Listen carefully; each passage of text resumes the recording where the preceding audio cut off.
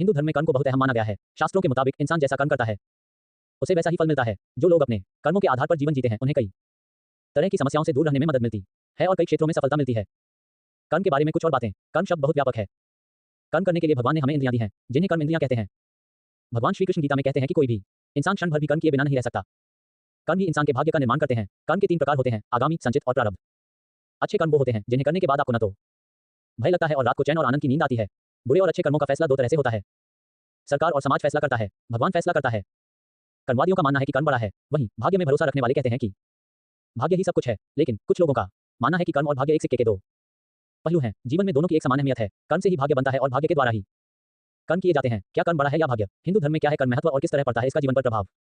गीता में कौन से कर्म श्रेष्ठ है? कर्म और भाग्य में श्रेष्ठ कौन है? कर्म के 3 प्रकार कौन कौन से हैं? हिंदू धर्म में क्या है कर्म? हिंदू धर्म में कर्म को प्रधान माना गया है। शास्त्रों में यह विदित है कि जो व्यक्ति जैसा कर्म करता है उन्हें उसी प्रकार से फल की प्राप्ति होती है। जो व्यक्ति के कर्मों के आधार पर अपना जीवन